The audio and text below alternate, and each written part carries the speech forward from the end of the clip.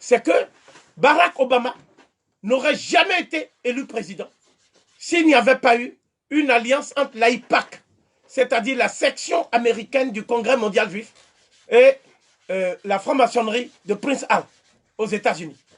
La plupart des membres du Congrès des États-Unis et de la Chambre des représentants qui sont noirs, ils sont dans cette loge. Et cette loge a des représentants au Ghana qui veulent empêcher aujourd'hui le Ghana de faire les États-Unis d'Afrique. Et ces représentants ont même joué des rôles éminents au sein du gouvernement ghanéen. Ils ont même été présidents au Ghana. Aujourd'hui, ils sont contre ce que fait Nana Addo Akufo. Et je citerai qu'un seul nom, c'est celui de l'ancien président John Kufuor. Donc, ce que je veux dire ici, c'est que l'Afrique n'est pas seulement victime d'une domination militaire. L'Afrique n'est pas seulement victime d'une domination économique, d'une domination culturelle. L'Afrique est le terrain de prédilection de ce que j'appelle le mouvement de manipulation de masse, c'est-à-dire MMM, mouvement de manipulation de masse le plus puissant qui existe dans l'humanité. Et ce mouvement est convoyé par 6 institutions que je vais énumérer maintenant. Mais c'est la franc-maçonnerie qui est la plus nocive des 6. La première institution s'appelle Christian Coalition.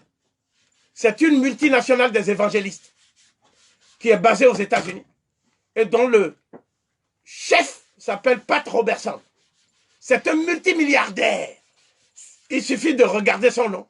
C'est lui qui fait toutes les églises du sommeil, que vous appelez des églises de réveil. Chaque jour à Kinshasa, il y a 200 églises. Chaque jour. Parce que tous les mafieux ont compris maintenant que pour gagner facilement l'argent, il faut faire croire aux Noirs qu'on va guérir le sida, qu'on va guérir les maladies, qu'eux-mêmes mettent et inoculent aux Noirs. Et n'est-ce pas? Et donc c'est ça qui est le plus rentable aujourd'hui. C'est-à-dire les évangélistes. C'est une première armée qui attaque les confréries africaines de la Made. La deuxième, c'est ce qu'on appelle les légions islamistes, wahhabites et salafistes. Et eux, ils sont en train d'infiltrer toute la zone sahélo-sahélienne, depuis la Libye, qui est devenue maintenant un chaos géopolitique. Et c'est à partir de la Libye qu'ils infiltrent l'Afrique noire. Ils font aussi des trafics d'organes des Noirs. Ils font un certain nombre de crimes, des viols, etc., etc. aujourd'hui. Et l'Union européenne les finance. Parce qu'ils ont des camps de concentration pour les Noirs, qu'on appelle migrants. Ensuite, il y a le Benaï Bref.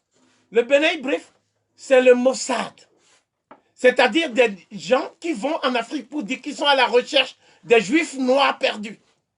Donc, ils disent que les Congolais sont des Juifs, que les Ivoiriens sont des Juifs. Et leur groupe, ici en France, s'appelle la Fédération des Juifs Noirs de France.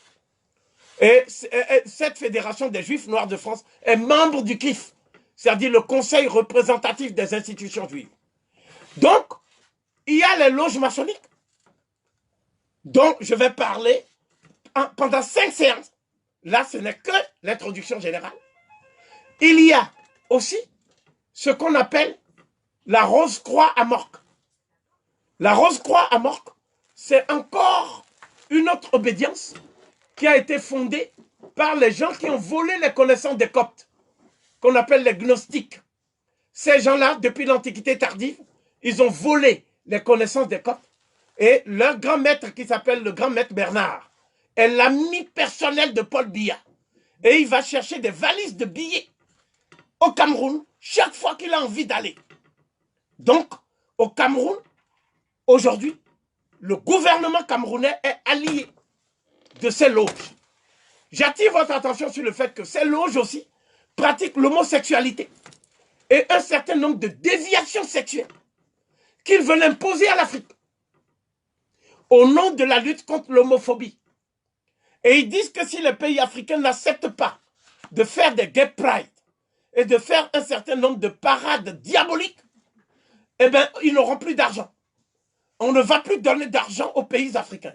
C'est pour ça que le Ghana a dit il n'y a pas de promotion de la gay pride au Ghana.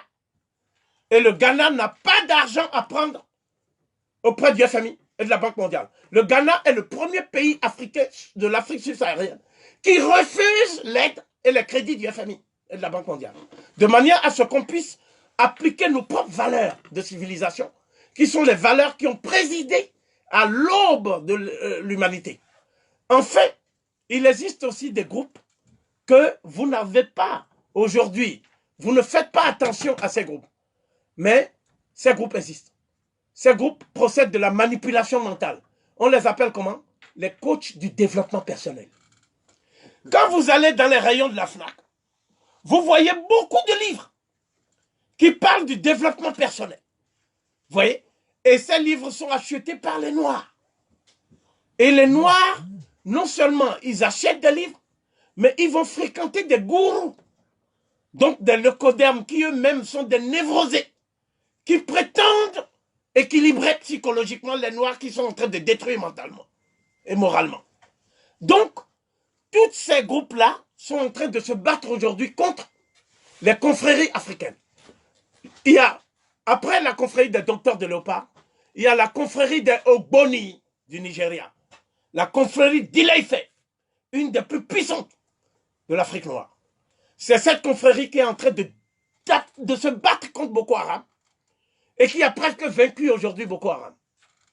Il y a ensuite la confrérie des docteurs de Lyon. Ça, c'est plutôt ce que faisaient les empereurs d'Éthiopie. Parce qu'on voit Ménélique II avec des lions.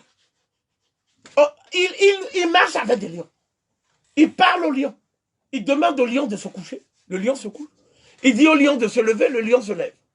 Donc, cette puissance, cette emprise sur le monde animal, sur le monde végétal, sur le monde minéral et sur le monde astral,